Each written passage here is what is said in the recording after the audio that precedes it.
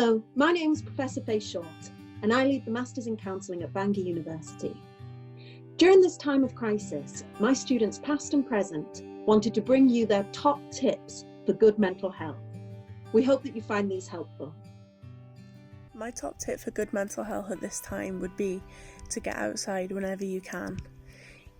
I know that we're on lockdown and things like that, but even if it's just a cup of tea in the morning on your front doorstep, just get that fresh air. Don't hide under the covers, get out and breathe. Hope this helps. My top tips would be to spend some time thinking about the things that you really appreciate in life and that you're really thankful for. So you could maybe write a list and stick it on your wall or stick it on your fridge, somewhere where you can have that positive reminder when you need it. Another suggestion is to set yourself the challenge of thinking of one thing that you are grateful for and that you really appreciate every day. So this could be a loved one, it could be a memory that you really cherish, or even just like the small simple things in life, like being able to go for a walk, sunsets, fruit tea, spending time with your pet, those sorts of things. And this gives us the opportunity to really appreciate and think about the things that we maybe take for granted in everyday life. And it also just adds that little bit of positivity to our day. Hi, this is James Donaldson. An effective way of managing difficulty, stresses, anxieties and strains at the present time can be to recycle the difficult bag of rubbish that we sometimes carry around in our mind. And we often call this defusing. So the simple way of doing that is to bring your attention to the very thing that's causing you the difficulty, rather than trying to suppress it or move away from it. And so then we break it down, hence the recycling, just like we do with our rubbish. So what we do then is we bring our attention to what the mind is thinking about, and we give it simple labels.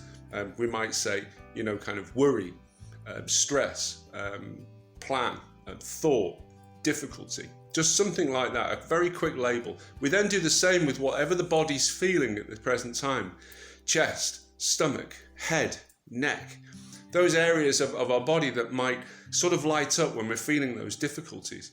And finally then emotions, we do the same there: fear, sadness, worry, whatever it is we sort of sense that we're feeling more deeply as a result of this difficulty or challenge that we're facing. That helps us to diffuse the intensity of that experience. It's kind of like blowing a bubble. We breathe life into it, we watch it travel, and then suddenly it pops or it abates. So the same ideology with the things that are going on in our mind. We can also do the same thing when we're experiencing pleasant things too, as a way of bringing our attention to them and experiencing them more fully. Positive emotions are a really good way to recover from difficult experiences. So we can enhance those positive emotions using exactly the same system. So remember, recycle your thoughts, recycle your feelings, and recycle your emotions. Take care and all the best. Hello. So my tip would be to try and focus on things that you can control. Before COVID-19, we had our daily routine and everything was under control. Or at least, most of the times it felt like everything was under control. However, this is quite an uncertain situation that we're going through right now. You might not know when you're going back to your job, your school, your university, when you're going to see your loved ones. You must still want and try to have everything under control. However, we cannot control everything. The good news is that you can still control a few things. For example, you could still control your thoughts.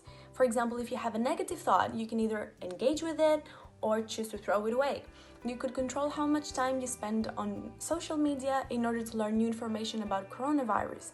You could control your eating patterns, your sleeping patterns, and if you do actually focus on things that you can still control, then you will realize that this might be a great opportunity for you to still do things that you like and still be in charge of your life.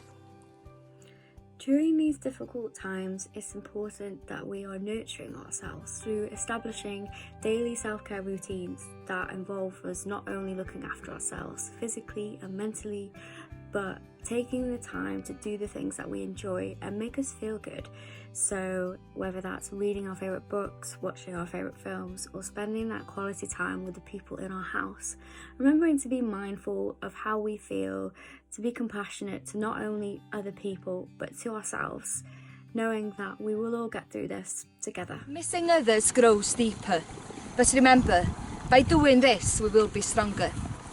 There will be a day when this will be a distant memory, where freedom will be precious, to days of glory.